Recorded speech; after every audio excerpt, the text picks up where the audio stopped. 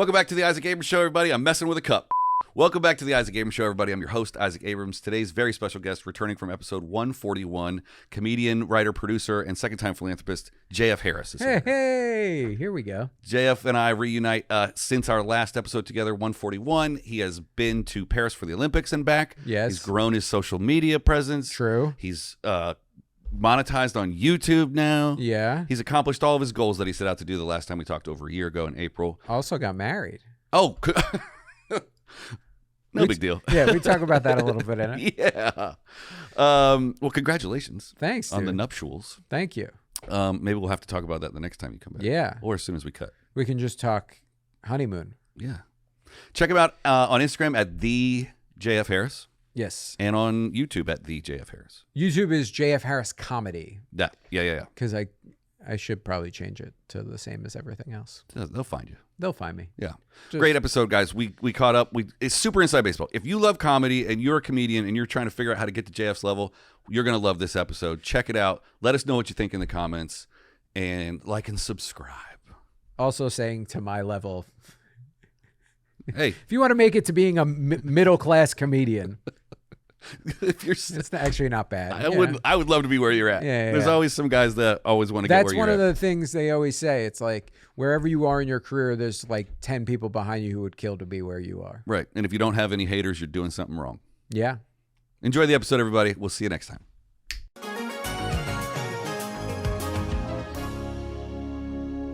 As me and my podcast partner Jesse say, we both have the gift of gab, so we kind of know how to just. And he's not a comedian. He's not. He's like a graphic designer kind of dude. His thumbnails and branding and. Yeah, but he works. He works for Apple. He's about to leave working at Apple, but he used to work at After Midnight too. Oh yeah. And he did the before Taylor or now. When Taylor was doing it, he was like the guy who would make like the graphics on the screen and stuff like that, like the funny graphics. That's cool.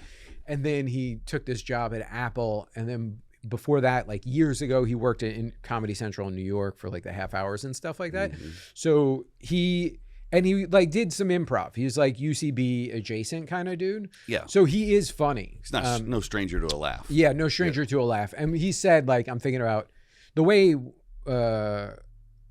Should we say anything before we start? Or? We're rolling. Okay, cool. Yeah. The way I met my podcast partner is he had funny videos on Instagram, and I just liked one. Mm-hmm. And one of them had like a really good joke in it. I was like, that joke's really funny. And they were interesting because it was him in his office standing in front of a door, like with a stand-up's like microphone with a yellow cord, and he had cool style, and he was like cracking jokes about Rick Rubin. And he was calling him Calabasas Gandalf, which is like, I was like, oh, that's a great joke. Yeah. And then I just liked one. Then he started following me, and he was like liking some of my stuff. And then I got taken to an LAFC game by like a CBS exec because we're in the same group chat for soccer. Yeah. When is this? What time frame? Oh, it was at the beginning of last year's LAFC season. So probably like a year ago. Okay.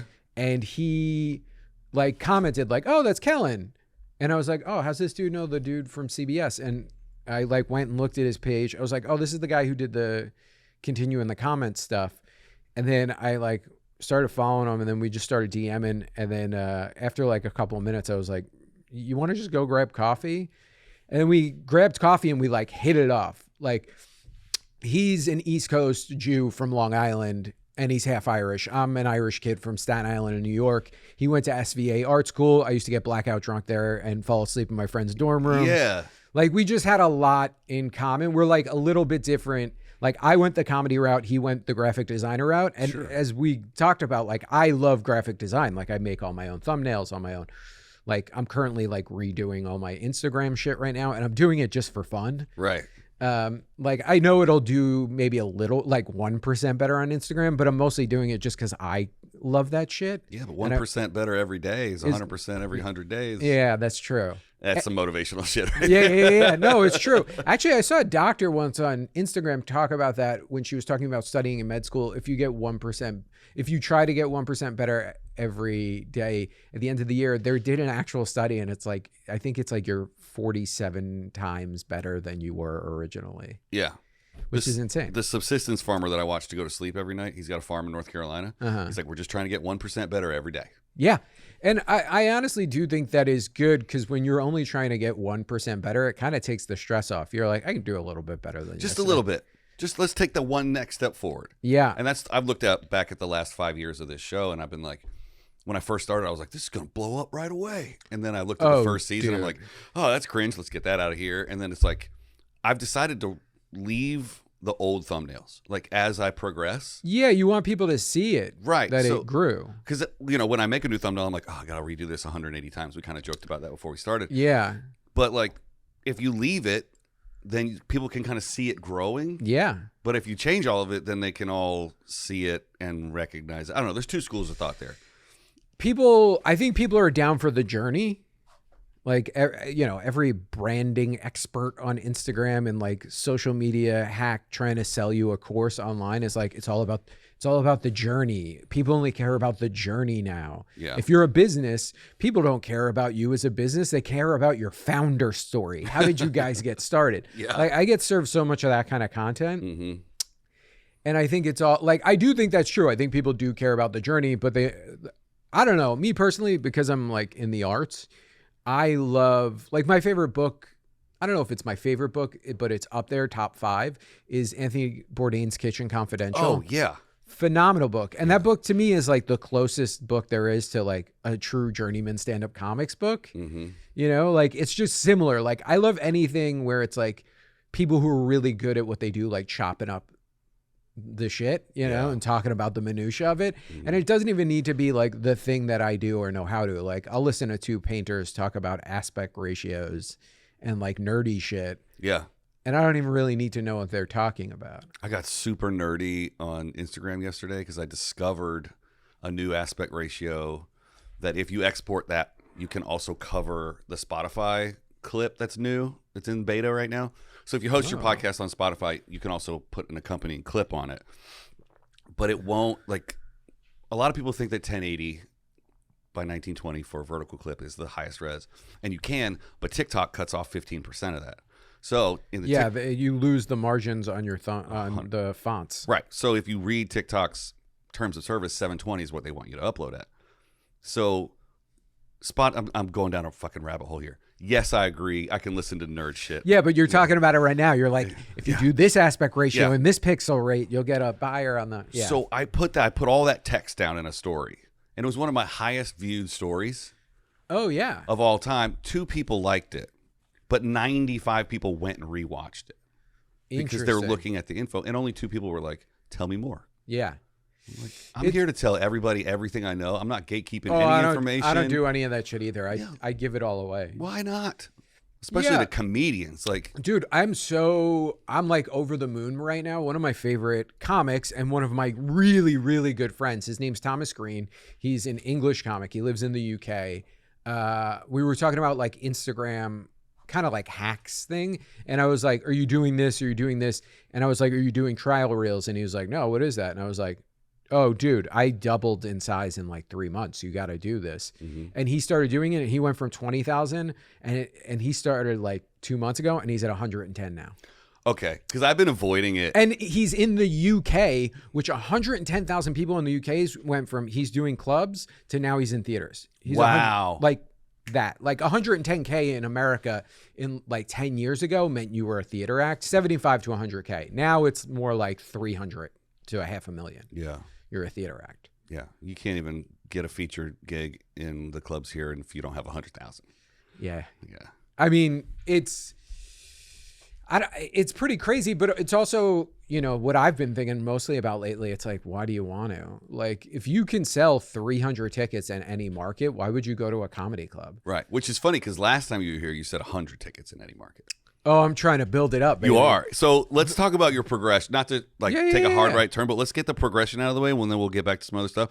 So your last episode was 141. This is going to be 182. Okay. And it was April 23rd, 2024. many things happened. You were planning on going to the Olympics. I did go to the Olympics. And I'll let you pick what order you want to talk about this. You've gone up from 25K to 43K on Instagram. Oh, damn. How did you know that? Because you said you had 25K. I just listened to our episode on the drive here. Yeah, so that's where I'm at. Yeah, and you cracked the 1,000 followers on Instagram.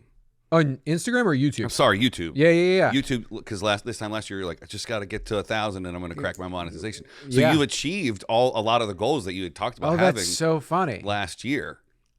That's so funny because of the fact too, like, one of the, like, talking about that 1% better thing is I'm going to start my vlog back up. I was doing a vlog, which is kind of how I got close to that 100K, or I mean the 1,000 views.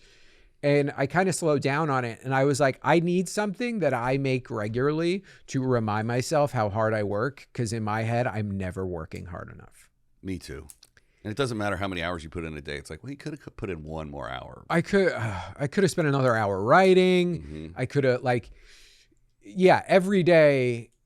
This is a 7-day-a-week job. You know, today I took the afternoon off to go grocery shopping with my wife. We went to the farmer's market. We went to Crossroads to do a little vintage shopping. Oh, nice. Yeah, it was nice Sunday morning because she's a lawyer, so she works like a crazy person too. She works like 60, 70-hour weeks. Yeah.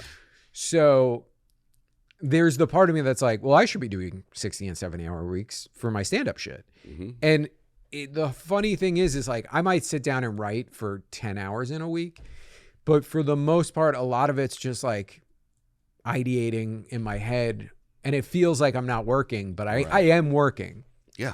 Like last week I did 14 sets in LA. That's insane. Yeah, that's a lot for LA. That's like a New York level of sets. It's actually like a slow paced New York. It's like, I got 14 this week. But yeah. And I'm like, okay, I'm doing it. I'm grinding. But it's like, I want to add in more things, and it's hard because I'm like constantly, you know, being a stand-up is you're building the ship while you're in the sky. So it's like I'm constantly like iterating, or both, iterating on what I'm currently doing. So like every time I think there's a plan, then something shifts and I'm like, okay, this is the new plan. Right. It kind of feels like you're chasing the algorithm a little bit because, this changed. And now it's not really about followers anymore. It's about one clip doing very, very well. It's about selling tickets. Really, yeah. At the end of the day, your follower count, it isn't what it used to be, but if you are in that like 250 plus range, you're a comic who can make like 20 grand a weekend. Right. And like, you know, I'm not rich. I'm actually very poor at the moment. But, you know, I'm not destitute. But my whole goal right now is just, I want to be making enough that my wife doesn't have to work if she doesn't want to. Like, if we have a kid, she can just like stay home and be with the kid, and she can work in-house at a law, at like for a corporate thing versus having to work for a big giant law firm or consult from home or whatever. Yeah. And then we can, you know, in stand-up, when you get to a certain level, I just want to get to the level where I financially know I'm making enough that I can fuck off for all of August and take my wife and my kid away for a month. And right. Because she likes to sit on the beach and you like to sip coffee at a cafe. Hell yeah. And we got the perfect places to go where we can both do that. Yeah. Is one of them Paris? I fucking love Paris, baby. Tell me about how it went for the Olympics. Terrible. Oh, no. It went really bad. Oh, man. I'm so sorry. It's okay. I was hoping you'd be like, I sold out all 28 shows. Fucking not even close. Oh, man. It was a massive bust. Oh. But it was actually a great learning experience. I know that's a funny thing to say, but I took away a lot from it. Like the shows, so it wasn't necessarily my fault. There were other people there who were doing the same thing. Let's catch people up. Okay. If they didn't hear 141. If you weren't at 141, I last year was in this phase of like trying to throw my own shows, skip stand-up comedies, do a pop-up comedy club kind of thing, kind of in the model of like a Don't Tell or something like that, where I just get people out. And I was trying to do my own solo show, Edinburgh Fringe style, in Paris during the Olympics. And I wasn't the only one doing it. There was a bunch of people where we were kind of making that our own little like Edinburgh. And we were like, there's going to be so many tourists there. People are going to need stuff to do. They were anticipating 3.5 million tourists for the Paris Olympics. 1.3 I think it was 3 came. Oh, wow. So it was a ghost town. Like there was nobody there. All the French left town because they didn't want to deal with the Olympics. And then none of the tourists came because they didn't want to deal with the French. So it was just this kind of like, we kind of had Paris to ourselves kind of thing. And so it looked like there was just people everywhere on TV. Yeah, there wasn't. There were people at the games and that's it. So like, do you think 1 million French people left? Oh, well, Like the I don't even know if average? I don't know if Paris even has 1 million people who live in it. I don't know. Really? Yeah, hold on. What's the population of Paris, France? As of 2023, the population of Paris was 2,102,650. Okay, so half of that. But they got a big suburbs. So Right. Yeah, so that would 1 million people gone would be like half of the city. It was very empty. Like to the point, plus the French already take off like August. Like they fuck off. They go to the coast, they go down south, they go up north to Normandy, to Le Havre. Sure. So like, yeah, it was just pretty empty. And so I was maybe like 3 days into running my shows and I was like flyering every day in front of the Shakespeare & Co. bookstore, which was all like English speaking people. And I sold a couple of tickets, but it was like, oh, this is bad. And I like told the venue and they were like, don't worry about it. And so I just pulled out of doing my shows. And luckily France has a really strong English comedy scene. So I just hopped on everybody else's shows while I was there. And, like I learned that like I was using somebody else to help run my social media marketing. I realized I need to learn how to do that myself. No shade to the person who was helping me, but they just like, I clicked the ticket link and the Eventbrite in France, it took me to like all of the shows in Paris. So I was like paying to boost my own thing, but like something happened where it wasn't going to my page directly. Yeah. And so, and I spent a lot of money on ads. I lost money. But there were a lot of positives. So while that was going on, I've always been like very political, and like very news conscious kind of person. But while I was there, I like put up a couple like jokes about the Olympics and those did pretty well. And then Joe Biden dropped out of the race. I don't know if you remember this. Yeah.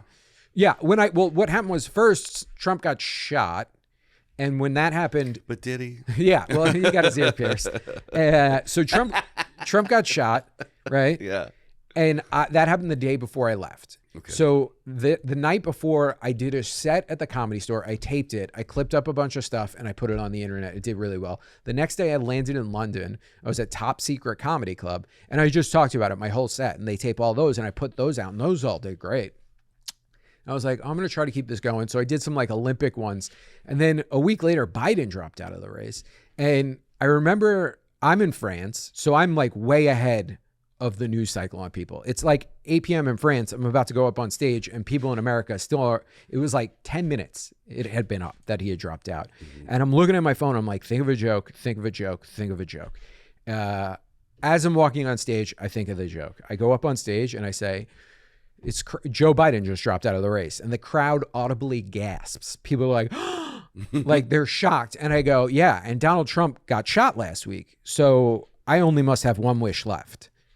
Hilarious. Huge laugh. Yes. Get off the stage, grab it. I taped it all on my phone, edit it on my phone, make a thumbnail, have it up before the next comedian is off the stage. It's on the internet. And I'm hours ahead of New York. So that happens. They all wake up to that clip. And it goes off. Like, I forget what it did, but like, 150, 200,000 views, like not crazy viral, but like everybody was sharing it who I knew. Comics were all commenting. People were like, how did you get this out so fast? And it's like, because I was in Europe, but I was just like, okay, this is, and then I was like, this is the game. I have to do this. So the whole time I was in Europe, every day I would do stand-up and I would just do topical jokes. I would do my set and then I would do like 3 to 5 minutes. I would write 3 to 5 minutes of topical jokes every day. I would do them every day. And then in that month period, or 3 or 4 week period while I was in Paris doing a lot of stand-up, my reach went from like 25, 30,000 to like 500,000 because of those topical jokes. People were sharing them more. They were getting out there. And I was like, okay, this is what I have to do to get my shit out and seen more. And then I was like, and then I'll use Facebook ads to retarget those people with my best stand-up clips for the people who've seen and engaged to try to get them to follow me. Yeah. And so I started doing that. So your Facebook's doing really well. No, that meta ads for on Instagram. Instagram. Yeah. My Facebook, I know nothing on how to do. And I know I need to because I know a lot of older people are on Facebook and they buy tickets and go out and support comics. That's the number one way I've helped people sell tickets is through Facebook. Yeah. And I have a Facebook page from an old podcast that I repurposed for this podcast that's got 10,000 likes, 10,000 follows. Nice. And it doesn't matter what I put on there. Like I could put something that got 1 million views on TikTok and put it on Facebook, it gets 3 views. So I just buried my Facebook the other day. I'm just like, I sent it down the river, lit it on fire. I have a Facebook fan page and it's maybe got like 3,000 fans on it, but it's not good because what happened was after this is like fucking old school, like 13, 14 years ago when I got divorced, I didn't want to go through and untag myself in all of my wedding photos and all the other shit. So I just turned my page into my fan page. Sure. You could do that back then. Mm-hmm. But it's like, for a long time, it's like screwed up the way my like Facebook and Instagram are like integrated. Yeah. And then like a lot of those people like don't engage. Plus I never post stuff on it. So I have like a second Facebook page. Like I wish I could just go to the Meta office for a day and be like, how do we just fix all this? Right. I have so many people that have, like I have the same problem. Yeah. I had an Isaac Abrams page. Yeah. And then I stopped my daily pop culture show that I promoted. So I paid money to get those 10,000 likes, but they're all in countries that don't listen to podcasts in English. Yeah. So they don't engage with the content, but the numbers look better. Yeah. So I send that number off to guests I've never met before and be like, look, the show's got 10,000 followers. Yeah. And then they come on and no one ever checks the views on YouTube later, except me every day, every 5 minutes. But are you doing a lot of YouTube shorts? Tons every day. I don't miss a day. Great. I don't post on the weekends because I think it's a waste of time. Yeah, I'm kind of slowly learning that. I was trying to do the 7-day-a-week grind, and it's not worth it. Fridays are just like anything I post on Friday. Even my Thursday this week was terrible. Well, there's a trick to shorts. There's one thing about YouTube that is rewarded more than anything, and that's consistency. Yeah. So I was getting to the point where every short, no matter what I posted, was getting 15 to 25,000 views. Wow. Which was great. It would just stay in the shelf. And then I took 4 weeks off or 5 weeks off, and I started again, and it dropped down to 1,500 to 2,500. Wow. So now I'm back to, I don't miss a week with my podcast. Yeah, actually, my plan when I leave here is I'm going to go to get my 3rd cup of coffee for the day. I brought my laptop with me, and I'm literally just going to go through my phone and pull out all of my edited reels with captions, put them on a drive, and then like take out, because I have so many, I have like over 300, 400 stand-up clips just captioned in my phone. Yeah. And then just go back through to like schedule and reorganize them for TikTok and YouTube. Yeah. But post them at least for YouTube, post them on your phone, and then keep them private, and then publish them from your laptop. Really? Yeah. Why is that? Because on your phone, you can choose a thumbnail. You can't do that from your laptop. And you can add a song and put the volume to 0. So you can put a popular song on it, which puts it in that popular playlist. And then you put that's an old school trick that doesn't work anymore, but it stays on the shelf a little bit longer. Yeah. And then you go in and you have AI write your description, you put that in there, and then you can do tags and many more tags on your laptop than you can on your computer. Oh, interesting. And then there's two programs. There's TubeBuddy, and then there's some other thing. It helps you like write tags, write descriptions, comes up with a title generator. I've had people say that they use like ChatGPT and like drop that in. I've started taking the entire transcript from the podcast and putting it in AI, and it'll write me a 4,998 word description because you can have 5,000 characters. Oh, funny. So I max that out, and I tell it like, you are a professional YouTube SEO writer. Yeah. That's how I start the prompt. And then I use my ChatGPT to be like, you are a Harvard philosophy professor. Teach me about French philosophy. Awesome. Nice. And then I listen to I was like, write a 30-minute lecture that I can listen to. And then I listen to that as I ride my bike. And when it finishes, then I know I've hit 30 minutes and I turn around and I come home. So you do an hour bike ride every day. Yeah. I also ride my bike for an hour a day, except it's inside and I play Call of Duty while I'm riding. Whoa. It's the only time I let myself play video games. Nice. Yeah. During the soccer season, I'll ride while I watch games. I have like an indoor like spin that I found on like a Goodwill for $75. That's perfect. Nice. Yeah. I have the cheapest Amazon indoor bike you could get. Yeah. I bought one right when Pandy hit. I was like, well, if I'm locked in here, I got to get exercise. Yeah. And I rode that till literally the front wheel fell off. Holy shit. And I had to get another one. Smart. Just moved it. I just moved 2 months ago in with my girlfriend. But Nice. How's the living together going? it's going great. Similar situation. She's a very successful costume designer. Nice. So she gets up and goes to work every day. She's on a Disney movie right now. Fun. And That's like a 14-hour day. with travel, yeah. Yeah. They haven't started shooting yet, so they're just in Pre-pro. Pre-pro. I don't know how much I'm allowed to talk about on the show, but I'll tell you about the film after. Yeah. She's got promoted, so congrats. she's not the designer, but she's just just second. one step down. Yeah. She's the assistant designer, but that's a whole nother union, so she just got upgraded to a new union. She's in Oh, a designers nice. union now instead of just the costumers union. IATSE, baby. It's expensive to join. Yeah, but you make great money. You have great health insurance, and you have a pension. Well, just like everything else in Hollywood, she took a pay cut to step up. Yeah. So, but there's also a thing happening right now where this film is splitting off. These producers are producing two things, and she may have to go helm something else. I may not be able to. I may have to clip that, but Yeah. you know, I mean, what I'm trying to say is I relate to wife's getting up and going to work every day kind of thing. So I've just now been going like, I'm not going to sleep in. It's not fair. So I get up when she gets up. I get up, make my wife breakfast in the morning, and then just start working. Because as a comic, for years as a comedian, I lived the wake up at 10 a.m., stay out until 2 a.m. to 3 a.m. kind of thing, then come home, be up for a little bit, maybe dick around, write some jokes or watch a movie, and go to bed between like 2 and 4, and then like up 10:30. And as I get older, I'm like, it doesn't work anymore. I haven't found a reason to stay at any club past midnight. Yeah, if I have a late spot, I'll stay at the Comedy Store and just bullshit. Sure. And then maybe get like roped into going to like Mel's Diner with Asif Ali or something. Yeah, I love him. He's one of my favorite people. His new show is so good. So good. Everybody should watch Deli Boys. I rolled up to the store a few weeks ago, and Asif was talking to Mike Falzone, and I know Mike very well. Mike's another one of my good friends. Yeah, and so I just joined them in the conversation because I had just seen Mike at the Improv, which I was photographing.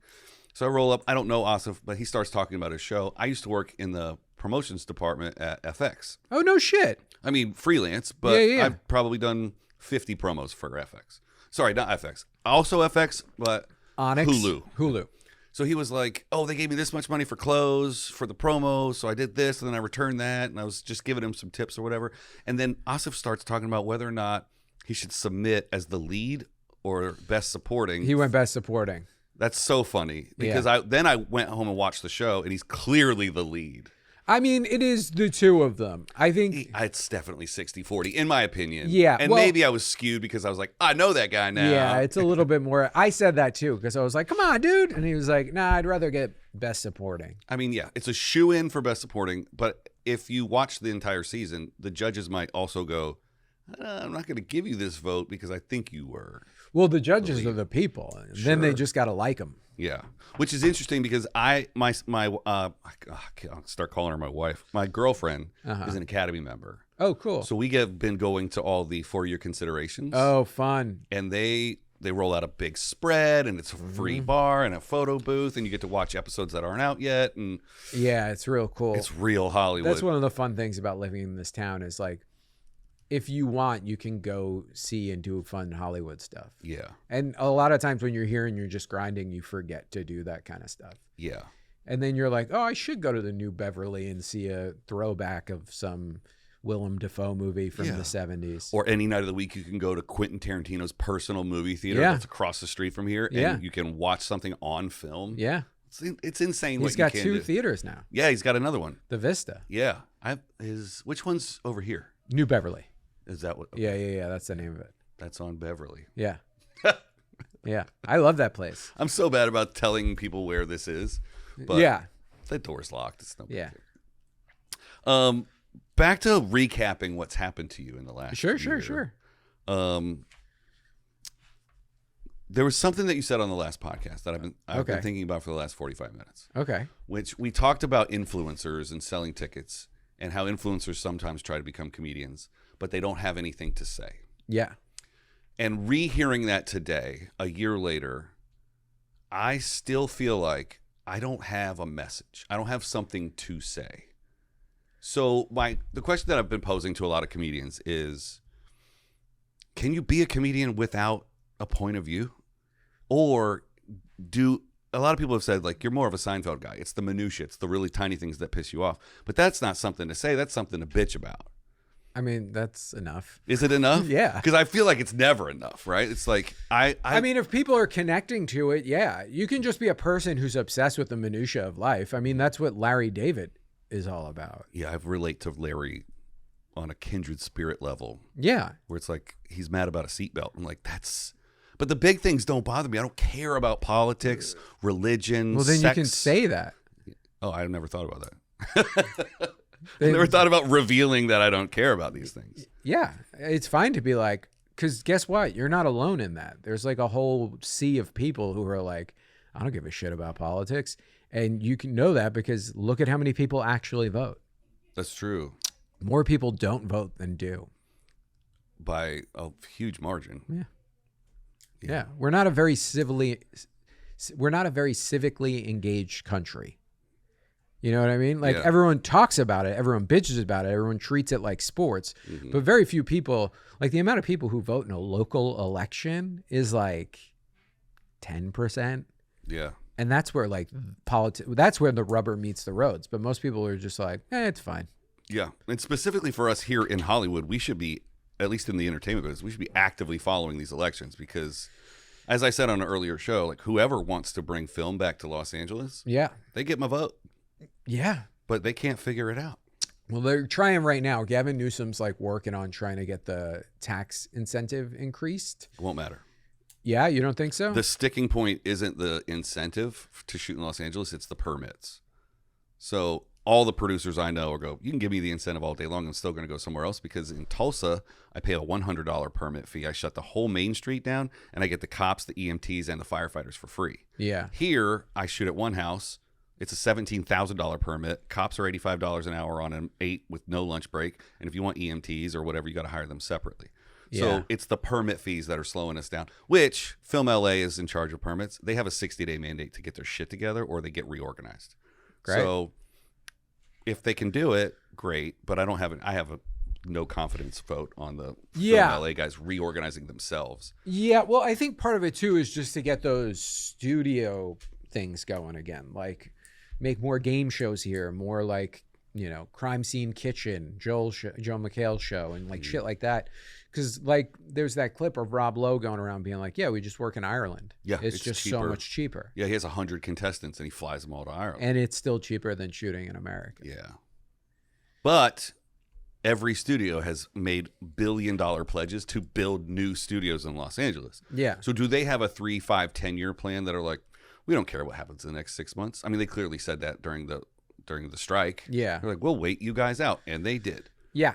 So I'm still very angry about the timing of the strike because it was right after the pandemic. Yeah, it wasn't. But I've been singing that fucking song for so long. I think a lot of people feel that way. Yeah. But what are you going to do? Like, we're striking. Okay. Like, yeah. You going to cross the picket line and like bum out all your friends? Yeah. But I feel like I'm like screaming into the void on that one now. Yeah. But if studios are building out newer and bigger and better studios at stages here, maybe it's turning around.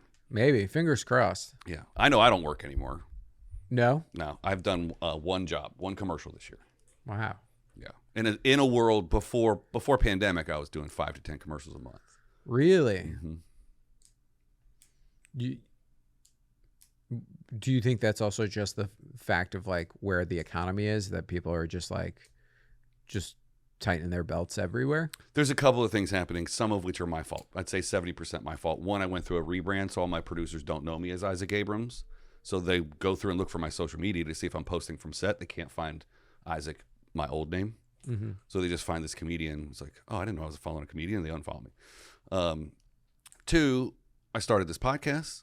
and I started doing stand-up. I started doing videography on the road. So That takes over your whole life. yeah. And Yeah. then people call you and you're unavailable, and they're like, you only have to be unavailable 1 or 2 times before you don't get the next call. Yeah. So I am taking some credit. Yeah, but yeah. the other guys that I'm in a group chat with, there's 11 of us. I'd say half of them are working at the speed they used to work, and the other half are begging those other guys for jobs. Funny. Yeah. I mean, I don't know. I feel there's definitely less TV being made right now. But I think that's just because everything's consolidating. Like there's less, everything's becoming 3 networks again. Mm-hmm. Just on streaming services. We all called it when everything splintered. Yeah. We were like, one day we're going to have one app or one thing again. Like, remember when it just was cable? Yeah. And we're going back to that. It's just going to be internet. Yeah. Cable. Plus, HBO is HBO Max again. Yeah. I made some jokes about that this week. I was like, I forget what I said. I said, Max is now included in my HBO Max bundle? I mean, it's changed 5 times now. Yeah, it 6? was like now go HBO Max, and then Max, and then back to HBO Max. So yeah, 6. Remember when HBO and Max were separate? Because it used to be Cinemax. Oh, is that where they got the Max from? They bought Cinemax because Cinemax in the 90s. Cinemax has always been a HBO subsidiary. Is Cinemax still around? No, they merged, right? Yeah. Well, they've owned right. They've all been like, if you got the HBO package on cable when I was a kid, you also got Cinemax for free. Right, which is awesome because we used to call it Skinamax. Yeah, late at night, after midnight. I mean, you only saw boobs, but it was implied sex. Yeah. It's like close to porn. Yeah, after midnight, you get to watch Poison Ivy or The Red Shoe. Yeah, or what the HBO one had the Taxi Cab Confessions. Love a Taxi Cab Confession. Yeah, and then there was the comedian that had the Taxi Cab game show, Ben Bailey. Oh yeah. Yeah. That was like the TLC channel, not like right. That wasn't like down dirty like hookers at the point kind of stuff. Yeah. HBO stuff. I saw Ben do a set at the store. Oh, cool. We're all filing out down the hallway, and he's behind me, and I'm like, "Oh, Ben, man, I love your game show. Is it still on or something?" I don't know what I said. I said something stupid, and he was like, "Yeah, we just got renewed for another 10 seasons or something." Like he was like, "You should know, like you're a fan, whatever." Like I said something complimentary and then something accidentally dumb, condescending. Yeah, and he just shit right in my mouth, and I was like, "Oh, sorry, man." Like, yeah, that dude got crazy famous. 20 seasons or something. Yeah, but then there's also that double-edged sword of like shows like that. Once they stop running all the time, the person immediately goes back to not really being that famous. Right. There's a thing that I learned opening for a couple different comedians, that it's not like people have to like you, but if you're on a show that runs all the time and re-airs all the time, you will sell more tickets.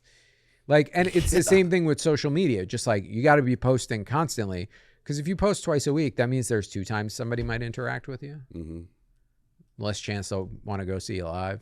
Yeah. You're just like, oh yeah, that funny person. Yeah. I mean, versus I think someone who's in their feed daily. TV is the great modifier, right? So like once you've hit that, at least a season of television, or like, I think that's the thing that separates like a 20-year grind of not being on television and getting that same level of fame to a couple seasons of TV. And you're like, I'm gonna go see that guy from. That doesn't matter anymore. You don't think so? Not even a little bit. You think you can be that famous just on social media? I had a friend who was, I think social media sells more tickets than anything. I had a friend who was on a CBS multicam sitcom and wasn't really selling tickets.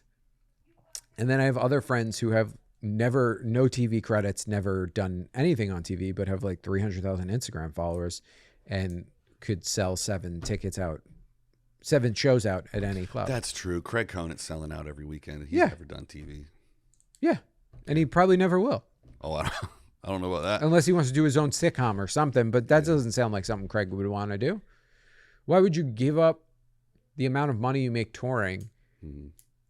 Like someone was like, I wrote this movie a while ago and people were like, this Bert Kreischer's production company liked it. And people were like, oh, maybe Bert will want to do the movie. And in my head, I was like, why the fuck do you want to do this movie? Yeah, he's an arena comic now. Yeah, he's making over $1 million a night. You think he's going to take off to go take a pay cut to do some movie or TV show. Like, I'm not speculating on why the After Midnight is ending with Taylor Tomlinson. Oh, I didn't know it was ending. It's ending. Oh, wow. And if I had a guess, it was because Taylor makes more money doing stand-up, and running a TV show is way more hard work. And you used to get a TV show in the hopes that it would help your stand-up. But now it's like, just fucking go do stand-up. Yeah. She can do like 3 theater shows in a city. She could probably do an arena in a couple of towns. That's $1 million a night. Yeah. I met with a comic this week to talk about potentially producing his podcast. If I said his name, you'd know who he is. He's a theater comic. Yeah. And they are offering him the lead in a movie. He's like, when does it shoot? It's like, well, July and August. And he goes, what does it pay? And they're like, well, this plus back end. He's like, are you kidding me? Yeah. I got to take 3 months off to make what I would make in one night. Yeah. He was like, get out of here. Yeah. So, yeah. Why? Right. And also, like, the reason most comics always did those things was just so in the hopes of maybe I could sell more tickets. Yeah. Well, back in the day, the money was better in movies. That's true, There too. weren't theater and arena comics. It was just clubs. Yeah. So in the 90s, you know, I could see why Dr. Doolittle, what's his name? Eddie Murphy? Eddie Murphy, right? Like, I'm a huge movie star. I get $20 million every 6 months for doing a movie. Yeah. You can't. No, even you're not arena going to beat guys that. aren't beating that. No. Yeah, but now, like, nah. Nah. And that's kind of where I'm at now. Like, I'm like, not $20 million a movie, but Sure. like, I'm just like, why am I focusing on anything that is not just my stand-up and my social media? Yeah. Because I don't want to act. I've written movies and TV shows, and it might be fun to like make one of those.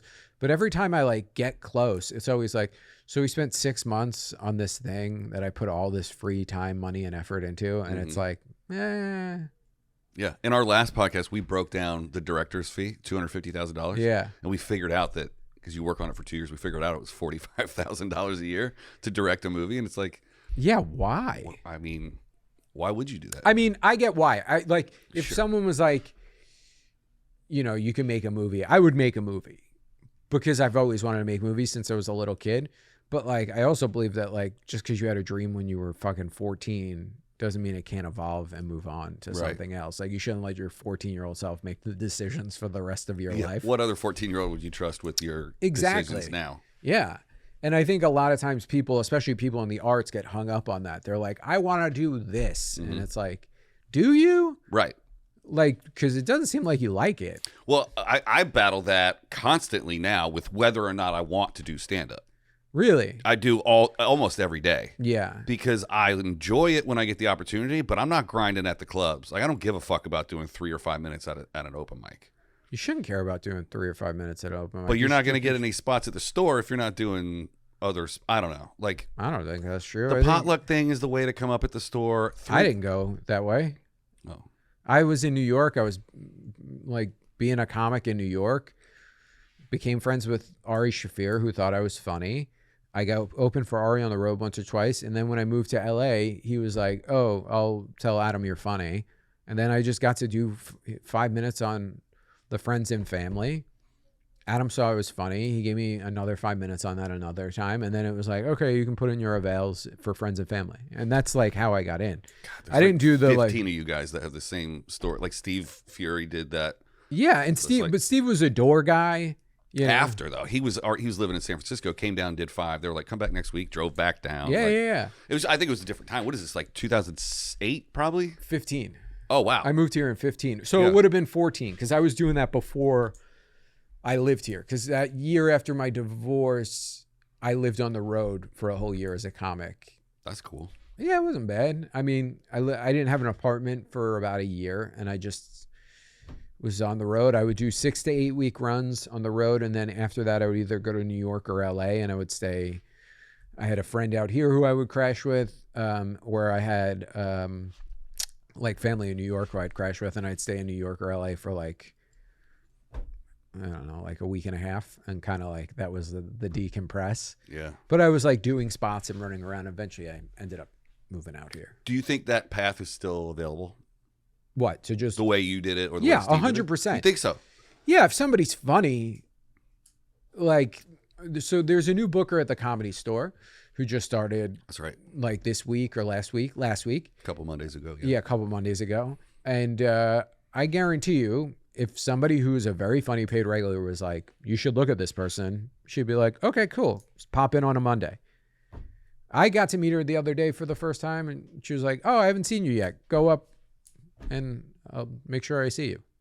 And then she was like, very funny. And then I got a spot the next day, you know? Yeah. That's Yeah. I'm just so closely associated with a lot of the door guys, and I see that a lot of them have a short-term struggle, like a short-term vision struggle, right? So they're just like, I'm always looking for my next spot. They're not looking like down the road of the career. So I get highly influenced by the door guys' limited like vision. Sometimes. I think the door guy thing is a really good way into doing the Comedy Store. You get a lot of spots. If you're funny, you get to eventually open for a lot of really funny people. You get a lot of sets in big rooms. You get to do the small room, the big room, the belly room. Some of the paid regulars usually end up taking the door guys on the road to open. So I think it's a good system. The only negative is you're only at most of them, not all of them, but usually most of them are just, you're working at the store most nights. So they don't branch out to other places. Right. But at the end of the day, I sounded so New York there. At the end of the day, Hey, you doing? at the end of the day, it all boils down to what the fuck are you doing on your Instagram and your TikTok and your YouTube? Right. Because like, that's the only thing that matters now, to sell tickets. Yeah, to even get booked at a club. Sometimes, yeah. I will tell you now, when I was in the 20s versus being in the 40s, when I hit up a bar show now to be like, can I get a spot? Back then, sometimes would get a response. Now, always get a response. Almost every show I ask to do now, I get to do. That's nice. For bar shows. I'm not talking about club weekends or anything like that, but like, if someone's running like a little bar show in the Valley and I want to go work out new jokes, they'll usually have me on if they're like a younger comic. Sure. And I have some television credits, which helps, but I really do think the thing that's greasing the wheels is they see that I have followers. Yeah. Yeah. Have you written on anything since last we sat down on the mics? I don't think so. I just wrote this one movie that was been bouncing around since the writer's strike. Is that the Burt one? That was the one that Bert's company was kind of interested in. Adam Devine's people liked it for a minute. Now somebody else is interested in it. And they gave me some notes and they want me to do a draft. But I'm Adam's free now. Righteous Gemstones is over. Oh, is it? It just ended. Yeah, I'm not like chasing it anymore. You know, like when I have some free time, I'll bang out the next draft of it because there's a company that's interested in doing it, and it's one of the big ones. And like it would be cool, and it would be nice to get like a nice sell a movie paycheck. But at the end of the day, I'm just focused on my stand-up business. I think comedy movies are coming back in a big tidal wave. You think so? I do. I hope so. I think Burt and Tom are responsible for that. I think the movies and television shows that they're putting out are like Tom's sketch show, which I haven't seen yet, but it's so far over the line that cool. That I think when the spring comes back, they're going to go like, oh, we can make comedy movies again. Nice. Him and Burt are making a movie together. Oh, great. I think it's done. It's Great. just not out yet. So Awesome. Those guys are like, fuck it, we're bringing movies back. That would be awesome. Well, they also have the financial vehicle to be able to afford to executive produce the first 20, 40, or 60%. I mean, Tom, I don't know Tom super well. You know, we're friendly. They make so much money off that podcast. They make like so much money off they do like pay-per-view special event episodes and make so much insane money. And it's like, if they wanted, they could just produce and make and sell their own movies to their own fans directly and probably make a fortune. Yeah. That's how Tom got his Netflix show. He self-funded the first 3 sketches. Oh, yeah. And I think they went off and shot like 9 instead, but I think he put up 150, 250 grand or whatever, which is like a quarter of what he makes in one night at an arena. And it's like, yeah. It is crazy how much you can make on a podcast. Like the top guys are just raking it in. Yeah. Be nice. Yeah. My podcast. We forgot to plug it. Oh, it's called The Mood Board. Yeah. With Jesse and JF. it's like an arts and culture podcast. So it's kind of it's not just like comedy focused. It's like more like this whole last episode we just talked about coffee. You know what? Sometimes just hearing two funny people talk about something else. Yeah, and like we had a coffee episode. We did an episode on like the fashion of soccer. We did a whole Oscars episode. We did an episode on the band, the Last Waltz documentary. We actually did a whole episode on stand up and like the graphics and visual styles of specials, because he's a graphic designer and from that world, and that's probably our most popular episode actually. Really? Of just people wanting to know, like, talking about the visual identity and styles. Right. Because there's a huge debate about the thumbnail of a special. Oh, yeah? It's looking into camera, looking away from camera. Mic, no mic. Like, there's all, like, put the glow around you. Don't put the glow around you. Are you actually on stage, or is it a different cutaway? Like, the thumbnail science behind specials is nuts. And really? Oh, I go through this every time I direct a special. And ultimately, it comes down to whatever the comic believes, because you're like, this is what I think you should do. And they're like, well, I'm going to do this. And you're like, oh, we'll see what do you think works the best? It's so hard to say, right? 'Cause a massive comic with a bad idea is still going to get the numbers that a not so massive comic with a great idea is going to get, right? And then it comes down to the quality of the special. So, like, I did somebody's first special, and it was great. And for them, they did massive numbers, 60,000. Nice. They had 400 subs when they launched their special. They didn't prime their channel. They didn't have any reels up. Just went, everybody shared it because he's friends with everybody. Yeah. And then a big guy with 2.6 million, he got 400,000 or 500,000 plays. Which I would say is a loss for him. Yeah. So it depends on what your metrics are. Yeah, I'm in the point now because I'm shooting a new special in September. Okay. And I'm trying to do that work now to like, what do I have to do to like juice my, not juice, but like get my YouTube prepared for a special launch. It's so smart that you're thinking about it now. Yeah. And nobody does. They're like, this same guy that I met with about the podcast this week is like, I started my channel with my last special and it got 6 million views. I was like, unprimed, no other content? He's like, yes, I got the rights back to it. I put it up 6 million. And I was like, and that's why he wants to start a podcast, because he wants to keep the juice going on his channel.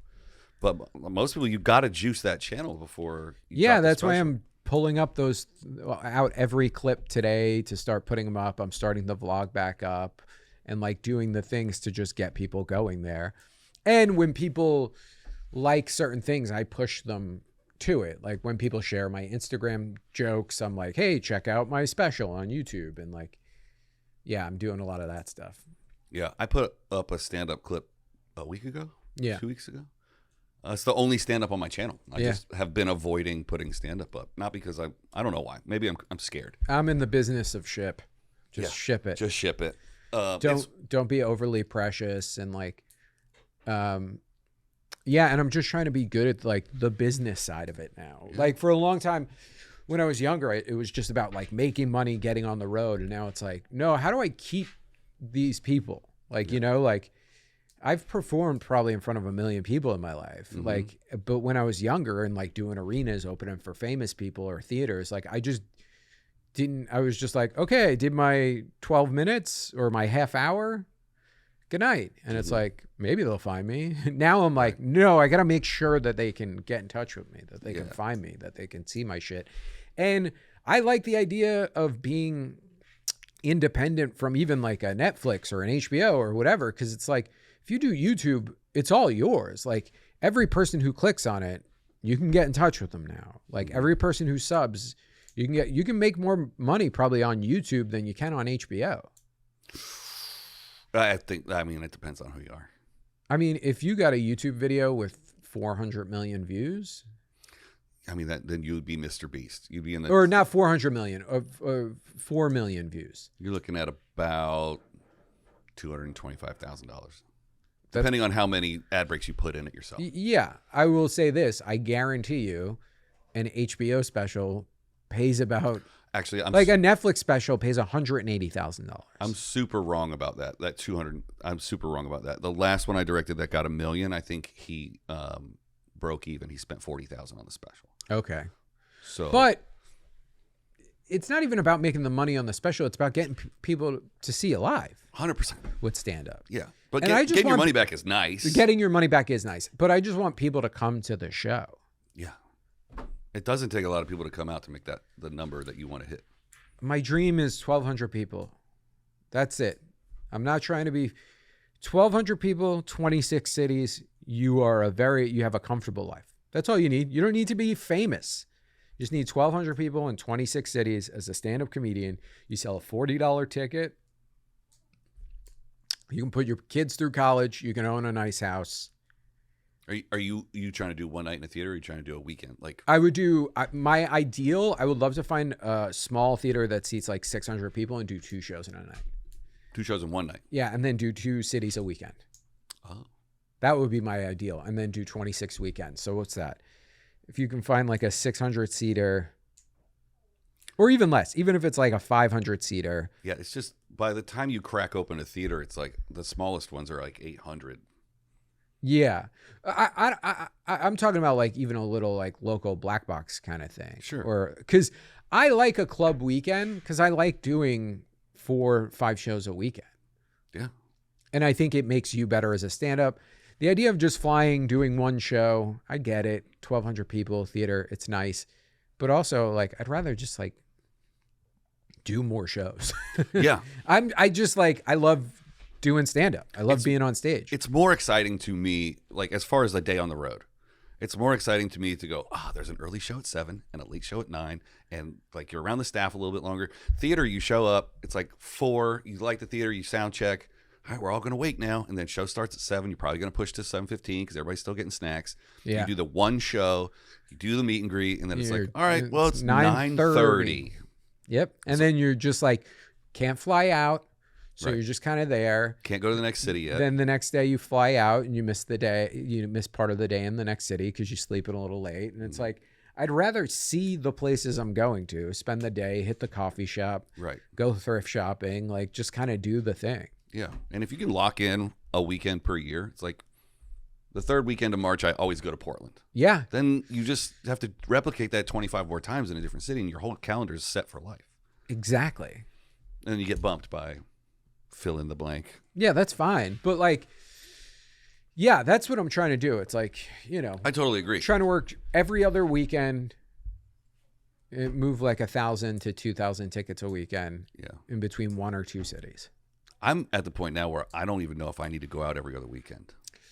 I need to, just for mental health purposes. I just don't enjoy being on the road that much. I do. I think if there was a different metric, so there's 4 weekends in a month, right? Yeah. So More or less. There's You 26 kinda- weeks a year. sure. Or 26, the 52 weeks in a year, every other weekend's 26 weeks. I think I could do every other month, 2 weekends on the road, and then the opposite month, the odd month, 1 time. Okay. See, I would like to do every other weekend, work 1 weekend a month in town and take 1 weekend off. Yeah.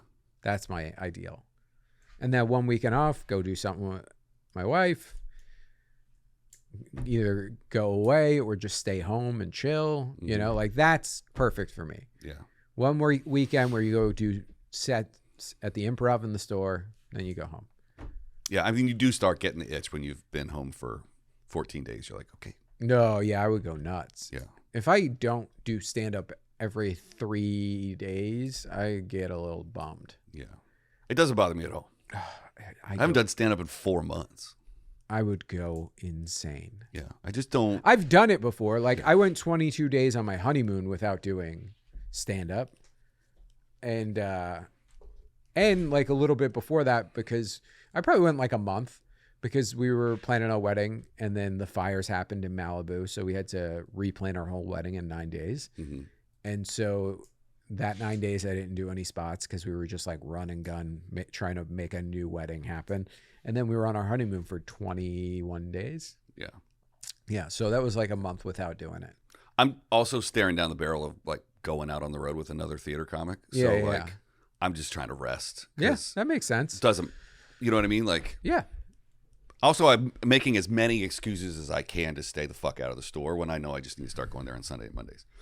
Sure. Yeah. But also there's 8 million other like mics and shows in this city. Yeah, I live near the Elysian Theater now, and I want to start doing a show there. Yeah.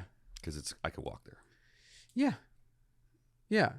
Comedy Store is not the be all end all of anything. It's not, but it is. It sure is nice to roll in there and have everybody know your name. Sure. Yeah. And it's nice to be able to like have a spot at a club and there's people versus some other stuff. But do you find that because it's a lot of tourists at the store, do people go home and continue to be a fan? Are you making new fans at the store? Yeah. Yeah. I have people who come up to me and, you know, ask for my Instagram or something like that. But I do a little bit less of the like promotional stuff that I was just talking about, making sure all these people can, like, I'll plug it at the end of the show. But if you're like in the parking lot standing at the bottom of the stairs as people are leaving, they might be like, hey, can I get your Instagram? You know, that kind of thing. Yeah. Where if I'm in London, if I'm doing like Top Secret Comedy Club, which is my home club in London, I'll stand outside of the club and get every single person who's like, you were funny, follow me on Instagram. You were funny, follow me on Instagram. I didn't used to do that. And then there's this comic, his name's Phil. He's living in New York now. He's Danish, but he went to an international school, so he has an American accent. His mom's American, so he has the passport. So he's living in New York now. But he was after a show, like handing out flyers to his solo show. And the European comics just have a little bit more of a hustle about them. And they sell shows, and people will come see you work out a new hour. Like, I can go to a 6 p.m. spot at Top Secret in London, and like 100 people will come watch me open mic. Wow. And they'll pay money. Not a lot, £5-10. Sure. But like, to work on my new hour, it's like so nice. Yeah. Yeah. I'm going to go in July. I think I'm going in July. I'm either going July or August for like a week. Will you go back to Paris in August this year? No, I'm not going to get to, it's actually me and my wife were just talking about it. I'm really sad about it. Cause like this will be the first time in like, I can't tell you how many years that I haven't gone to Paris. Cause I go every year and do a lot of stand up, and I like usually live there for like a month. And this year I'm not going to do it, but I am going to do a Europe tour, very short, in the end of September. I'm going to do like 9-10 days, but Paris isn't on the list. It's like, I'm doing shows with this dude named Ram, who's a comic from the Netherlands, who's originally from India, but lives in the Netherlands. And we're doing a run through a lot of the Netherlands. We're doing some Italy shows. We're doing Brussels, Antwerp, like all that kind of stuff. Do you have someone that's setting up that run for Ram you? will help me set up that run. Yeah. I know how to do all the Europe stuff, and I have most of the connections. So like Antwerp, I'll probably do Comedy Club Haug, which I've done before. Amsterdam, Ram owns Clink Comedy Club, so I'll do a night at Clink. That's got to help if he owns a club to help. He's got relationships with other clubs. He could trade nights. And yeah. I mean, he's a comic, so he just started in Europe. A lot of the comics just open up their own like club, because it's easier. Like, you know, a bunch of comics own a great comedy club in Barcelona called the Comedy Underground. It's kind of it's very comic run, the Europe scene. Do you prefer those clubs? Not necessarily. I mean, Top Secret London's the best club in the world, in my opinion. In the world. The downstairs room, specifically at Top Secret London, is the funnest room in comedy. What's your favorite New York club? Oh shit. I love a jam-packed New York comedy club on the one on 4th Street, because that's the room I started out in. Like, I was an open mic comic there when it was Eastville, and I did open mics there every single day, like 5 to 6 days a week. So that one's pretty special to me. I love that a lot. Cellar's nice. Stand Up New York I really loved, but it's a New York comedy club, and I haven't been back since they took it over, so I'm interested to see how that goes. I loved Caroline's. Yeah. I would headline Caroline's once a year, and then my whole family and everybody would come out. I never got to see it. And Caroline's is closed now, which is kind of a bummer. So now I headline City Winery. That's okay. It's not the same. Is there something in Caroline's now, or is it just an empty building? I think it's like a Dave & Buster's or something. Oh, wow. It's that big? Oh, yeah. The room was massive. I saw some of the best comedy shows in my life there. I saw Bill Burr there before he made the jump to theaters. That's got to be so cool. Right after that, right before that's his second Netflix special. So his third special, right before that one, Mm-hmm. I saw. That was right when he was cooking too. Like, dude, it was nuts. Like hardest that show and Big J Okerson in like 2000, like 11 or 12, like that era of Big J, hardest I've ever seen people kill. oh yeah, Yeah. I mean, Like Jay before he got famous, mhm. like when he was just a grinding in New York City comic, like working, like doing like 7 spots a night. Mm-hmm. In our last episode, you said that you got to go with him Oh, it was the best. and just follow him around, and then Yeah. you end at the cellar and watch Dave Yeah. Attell. Yeah. That was one of my favorites ever. That was like such a fun part in my young comedy life. Yeah. Yeah.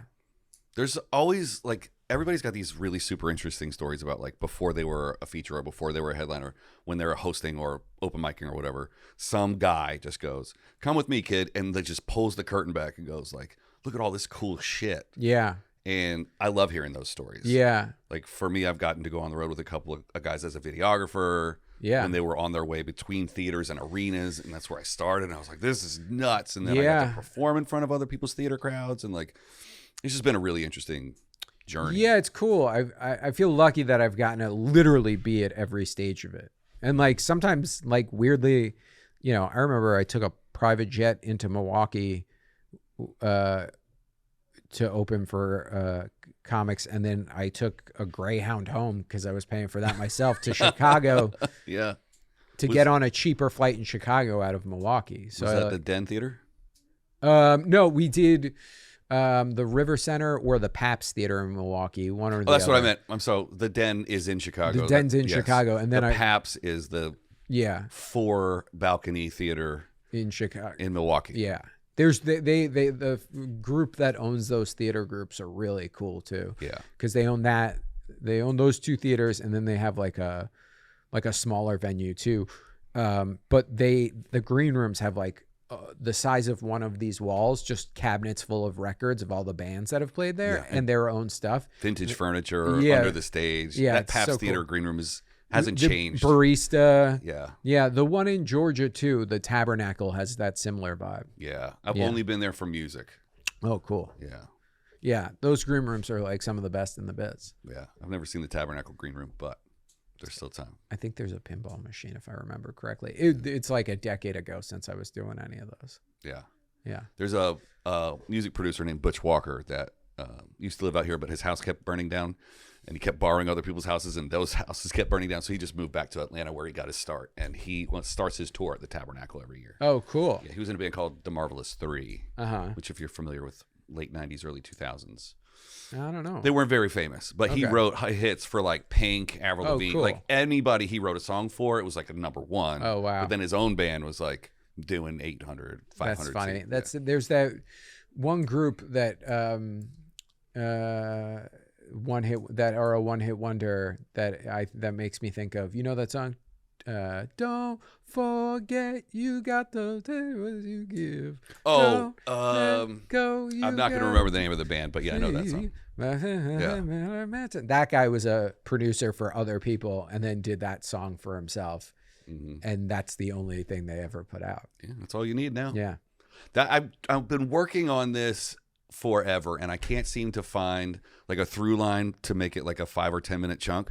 But I want to explore the differences between performing comedy and performing music, because if lightning strikes one time as a musician, you have a whole career for the rest of your life. Yeah, you can make, there are bands from the 90s that had like 2 or 3 songs and 1 hit album, and they're still can tour. Yeah, and people for will the sit rest of their there life. for 85 minutes and wait for that one song for you to close out and be like, oh, they played Banana Butterfly, and and that's Yeah. it. Yeah. But we have to turn over hit after hit after hit after every 2 years. Yeah, You have to write it for a year and then perform it for a year. I think at this point now it's a weird in between, because I think there's different comedy fans now.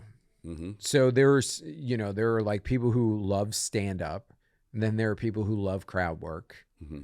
and that's the difference, you know. So there are, I think if you look at some of the bigger social media comics Instagrams, you're like, oh, there's not really much stand-up on here. It's a lot of crowd work. And I'm not shitting on anybody for that. I'm going to start trying to incorporate, because I'm really, not to toot my own horn, but I'm really good at crowd work. Yeah. And a lot of times people will be like, oh man, I wish you would have did more of that. But, and it's because I follow Big J around. But the thing is, it's like, I think that makes people go like, oh, we got to go to this show.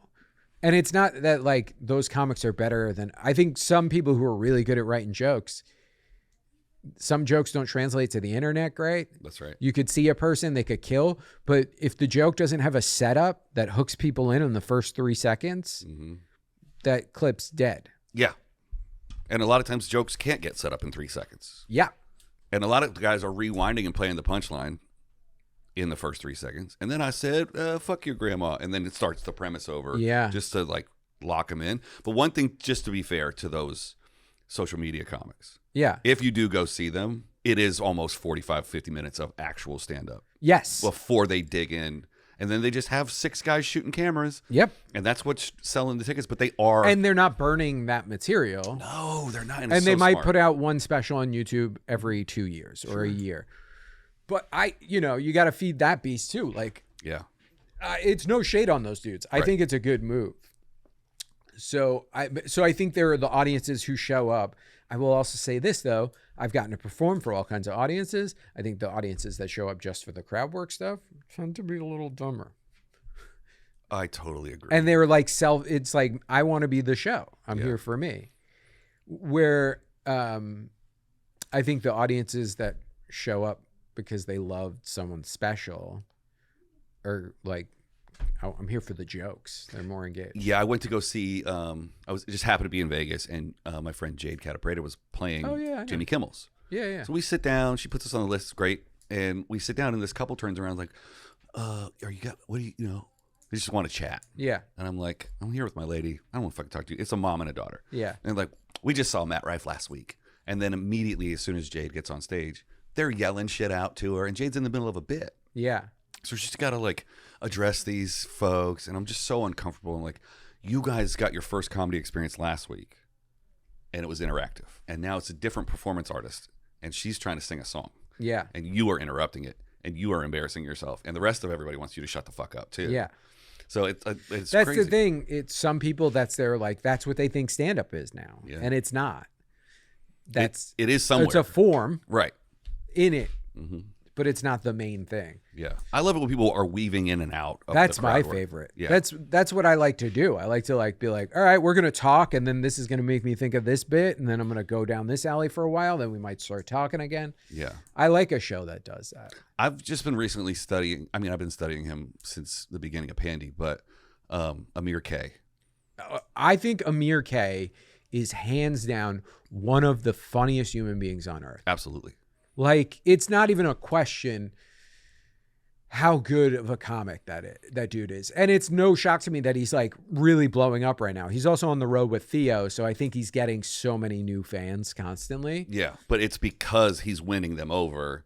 But I'll see him do a set at the Improv, and he will go up and he will fuck with everybody in the front row until he's ready to start his set. Yeah. And that command of the room. Yeah. It's like, this starts when I fucking say it starts. And that's also a dude who's been doing it for fucking ever. And he's an LA guy, and he's always I know Amir pretty good, but he's always grinded really fucking hard. Yeah. Like, and I feel like for a long time, he didn't get like the respect he deserved. Like, Amir can sell out the Hollywood Improv himself. And like, besides being on the reboot of Mad TV, do you know anything else he's done? TV wise? Oh, I thought I saw him get a credit the other. He's got a bunch of like highly produced specials. Oh, really? Yeah. Oh, see, I've never even seen any of those. But I've just only seen Amir in person and on the internet. Yeah.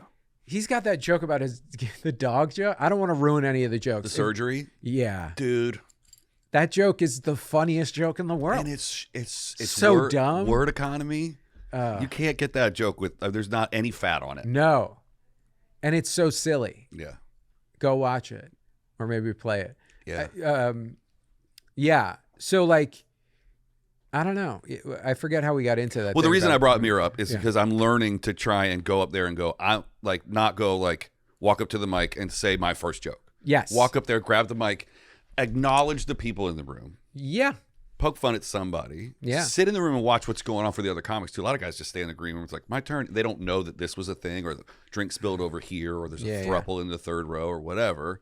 And Amir will sit in the back of the room the whole night before Yeah. it's set, and he goes, and he's clocking everything. Yeah. And he just starts firing. But that's what I'm working on right now, is also like getting up there and getting comfortable Yeah. before I launch into the jokes. But in 3 minutes, Yeah, well, that's not going to happen. But like, if I have 15 minutes at the Improv in the main room, I will try to start with like a crowd thing. Or like the other night in, when I went up in the OR at the Comedy Store, some kid had like a wild laugh, and I was like, "We're talking about that." yeah. You know, just because it gets the whole room to pay attention. And then I pivoted to jokes pretty quick after that. But it's like, a lot of times if a show is bad, it's because the audience doesn't feel comfortable, or because they don't feel like the comics are in the same room as them. Right. You know? They're talking over the heads. Yeah. Where it, and that stuff helps them reset and let them, the audience, know, like, I'm just a person standing in this room in front of you. This isn't TV. This is live. Right. I'm here breathing the same air. Yeah, and the room is a vibe, and they have to, for the show to be good, they have to trust you, and you being like, "What's up?" Like immediately, everyone's like, "Oh, this guy's not just like coming in and firing a joke at me." Yeah. Do you believe that you decide when you bomb? Oh, that's a good question. No, I think the room decides when I bomb. I mean, I think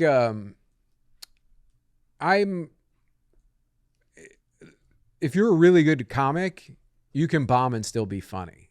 Mm-hmm. You know, that's kind of a sign of if somebody's good. If they're bombing, but it's still funny. Mm-hmm.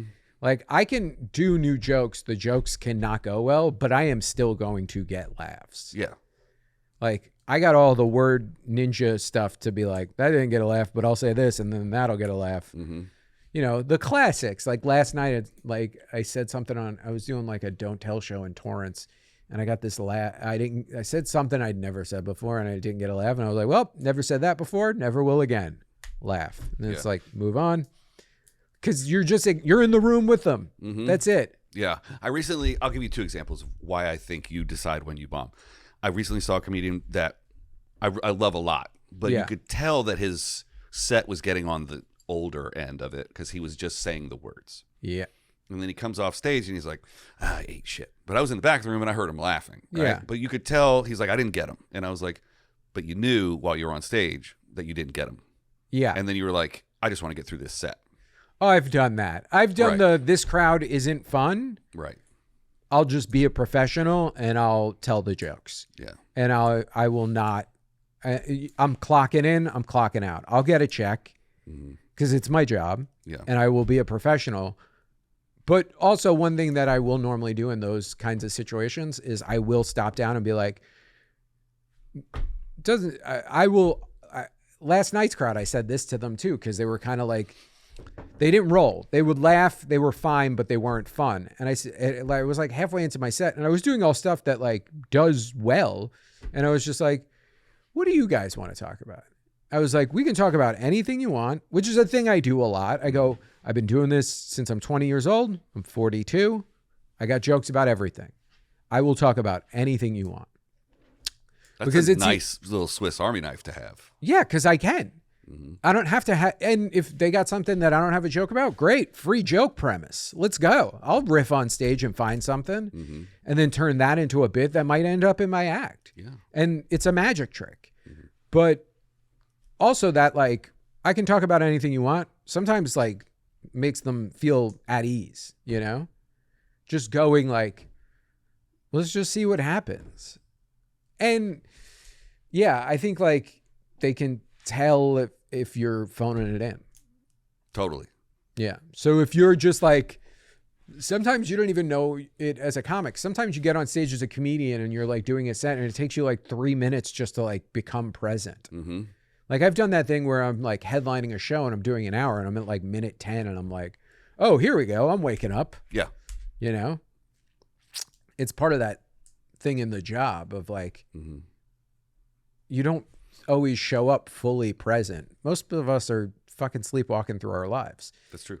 So that's also the part of, to wrap it back to the thing in the beginning about feeling like I'm not working hard enough, that sometimes I don't do the work before the set of enough, like, let's just sit down and write a thing and think about the thing before I go on stage. Like, I'll have the new bits.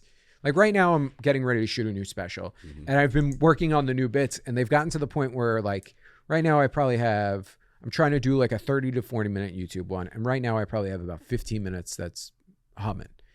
And so I'm like, I got to start moving these out and moving in the new ones, because these are working. I know they work. If it's a hot crowd, I don't need to keep telling these jokes to myself.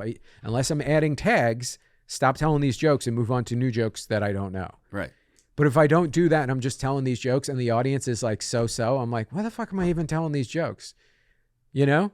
Yeah. I mean, I haven't gotten to the point where I've had enough time built up to go, oh, I'm getting rid of this old stuff and I'm working in the new thing. Yeah. But I did get a critique from Drew when I was on the road. We were on our like 100th show or whatever, and I finally got like 12 that was just singing songs, you know? It's like, bah, bah, bah. He's like, what are you doing? I'm like, what are you talking about? I'm killing. He's like, that's not what you're here for. First of all, you're the camera guy that I'm just giving 10 minutes to every night. And second of all, you need to do a new joke every single fucking night. Yeah. Or you are wasting your time. They're not here for you. They're here for me. They're not even going to remember you. It's 100% true. And I was like, thank you for the honesty. Like, Yeah. honestly, like, that's how you get better, is when bigger guys are like, you're fucking wasting stage time. Yeah. And that's when I get upset with myself now. And I'm just like, I don't need to do well. I can do well if I want. I need to work on the things I need to work on. Right. You almost need to do bad. You get more information. Well, it's not even I just need to be experimental. I need to like leave space to chase things and find things on stage, and like make sure that there's something that I'm like, I don't know what this is in the set. And if you don't do it, you're just like, yeah, I'm not trying to be the jukebox. Right. Like once I know it works, unless I'm trying to ideate on it or whatever the other one that we said, iterate. Yeah. Like, I don't know. It's like, yeah, part of the job is to do well. And then like, you want to do the new ones, but if you only got 15 minutes, that 15 minutes can fly by, or 10 minutes or 3 minutes. So Right. It's like, what is the best use of my time for these jokes? And then there's that funny thing of like, sometimes you also just want to do well because you want to come back to the room or want to do the thing. But I feel like in a lot of the places I perform now, I kind of, you know, I could have a bad set at the Improv. They're not going to stop booking me, you know? Yeah. I think that's everybody's fear, is like, you finally get to the part where you can start calling in your veils, and you don't want to lose that. Yeah. It's because it's so hyper competitive here, which is also like once you have, but that's the other thing. You're not doing it for the Improv. You're just, none of the audience on the other side of the phone who's watching you doesn't know what room you're in. They don't care what room you're in. Right. They don't know the history of the Improv. They don't know the history of the Comedy Store. They might if they're a really big comedy fan, but 90% of the people who watch your clips online, it doesn't matter to them if you're standing in a bar or they just are watching the joke. And if the joke is good, they'll follow. Mm-hmm. And if it's really good, they'll share it with their buddy. Like, he's talking about you. Yeah, exactly. Yeah. So it's like, that's more important now than being like, I used to be like, oh, I got to get in at this place, get in at that place. It's just, I got to get up. Right. I don't give a fuck what the show is. I did a bar show for 3 people and like 10 young comics the other night in the Valley. And I did a show at San Diego at Mic Drop. And I did an OR show in the belly room, or a show in the belly room of the Comedy Store. I did like, I don't care what it is. I just want sets. Mm-hmm.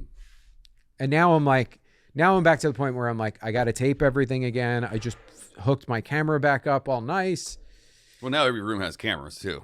Oh, but not all of them are great. Well, the 2 big ones, the Improv and the Comedy Store, both. Comedy Store's new camera setup is great. Yeah. I just put some clips up the other day from the Improv, from the belly room and from the OR. The Improv's got brand new cameras. Oh, does it? Last 2 weeks. And they just curtained off the booth, so there's not a bunch of bright lights shining off the light booth. Great. But I don't know what the process is of getting your clips from the Improv. But you just email probably Rita, and she'll send them to you. Oh, I mean, like, yeah, totally.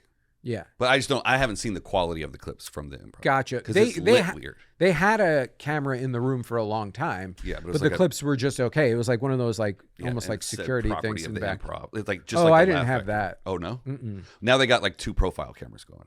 Oh, that's and they're higher great. quality. Yeah, the Comedy Fort in I don't know where that club is. It's in Denver. It's just outside of Denver. It's in Fort Collins, I think. But I was on their Instagram yesterday, and the video quality for their stuff is like 6K. It's like pin sharp. And I'm like, this looks incredible. I'm like, I want to go there just for a weekend of clips. Yeah. Top Secret in London, they tape all their shows. And I put up Top Secret clips all the time. It's lots of fun, young crowd, so great for crowd work. Clips too. But their camera quality was like so-so. And now my friend Thomas Green, who's like blown up, they've got new cameras in there and they look so much better. And I'm like, that helps. My biggest gripe is that clubs will spend the $30,000 to add the cameras and they'll keep the same lights. They won't relight the stage. Oh, funny. It's like putting, massive, beautiful Pirelli tires on a Pinto. Like, what are we doing? Yeah, it does. Like, if everything's blown out, or they'll have a dark spot on their stage. Like, Yeah. I'll talk to club owners all the time. And be like, Actually, you should talk to Sarah at the Upstairs Comedy Club, because I told her about you, because they're trying to put in a nice new camera system. And I was like, oh, this is who you got to talk to. yeah, I mean, I'll gladly help them out. Yeah. I relit 3 Wise Guys. Oh, really? Well, people will go in there and shoot a special. They'll move the pars around, Yeah. and they'll put a backlight in. I found the one in Vegas, the big room, the big Wise Guys in Vegas. They took a Source 4 there's 4 in the front. They took the third one off the side and put it as a backlight. Yeah, hair light. Sure, great for a special. Now there's a dark spot on the stage, and that Source 4, it's not an LED. It's an old school Edison hot bulb, and it was sitting on the curtain. And I was like, you're going to burn your club down. I was like, tomorrow after the show, you need to, first of all, turn that light off. Yeah. And second of all, take it down and put it on the front. Yeah. Because they have that beautiful LED glowing Wise Guys sign, Yeah. which looks great behind the comedian. And the manager was like, dude, thank you for telling me that. Yeah. I love lighting theaters. It's my favorite thing to do. Yeah. It's like, let's make it cool. Let's make it look awesome. Let's make it look like a show. Yeah. And that's the thing too now with like all these cameras, like you can make everything look so much more cinematic. Like I have a Fuji SX10. It's in my bag right now. And like I just set it all up. I'm still and I'm going to start shooting on that again, because that thing was like, the 4K was like ping crisp. And then I just like somehow like all the settings kind of changed and I didn't know enough. And I was like, okay, me, YouTube, and ChatGPT are sitting down for an hour and I'm figuring out how to get this camera dialed in to start putting up new, better clips again. Yeah. Well, I was just telling Dan Green about this. You know Dan Green? He's the bouncer at the Laugh Factory, but he's also a comedian. Australian guy, big fella. No. Anyway, that was 2 episodes ago. Moral of the story is, I don't think that the quality of the video matters at all. I think if it's really good, people stop. I think the quality of the audio is more important. Audio is always more And important. nobody brings a little recorder and gets the audio from the board. Let me guess. Not from the board, but Get it from the board. It's just a headphone out. that's true. It's here. Where is it? I believe you. Nope, that's the camera. Oh, yeah. Do you wear one? I wear a lav. Really? I wear a lav. I put this one on stage facing the audience, and I lav myself on the other one, and it goes directly into my phone. And then I can just drop the audio from my cell phone into my iMovie. Well, you and put just the sync it up. receiver into your camera, and then it's all sunk up already. It doesn't, the audio for some reason, the audio in my camera, maybe you could tell me what I'm doing wrong, but when it comes out super like, it's way lower, the audio, and I've jacked up the levels, and it's like super like tinny sounding. And like, I think the circuitry in these cameras isn't set up to record good audio. Mm-hmm. So I have the mic audio going into the camera, but it's not capturing as good of an audio as when I record it into voice memos. Well, let's wrap this up, and I'll show you. Okay. But that DJI also has internal recording, so you don't have to send it to your phone. It'll record onto the receiver. Yeah. That I do know. Yeah. But I like sending it to my phone because I like just being able to airdrop the file without having to go in to pull out a thing or plug in a thing. All right. Well, Yeah. let's wrap this up and then we'll look at your camera. Okay, great. We didn't. I don't know if we got too many funny, haha, clippies, but I think we got some interesting clips. Yeah, I tend to be a serious motherfucker. Me too. I like talking about the serious business stuff. I don't know. We could start talking about my dick if you want. Nah, I'm good. Okay, cool. Let's tell everybody where they can find you on the internet. We'll do an intro in a second. The JF Harris for Instagram, TikTok. It's JF Harris Comedy on YouTube, and the Mood Board Podcast on YouTube and Spotify.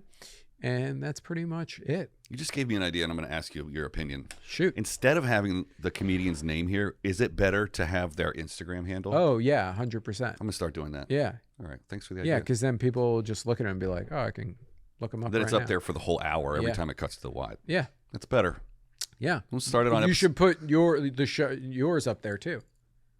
It might be a lot. You're on my channel if you're watching it, That's true. Good point. but not on my Instagram. Yeah.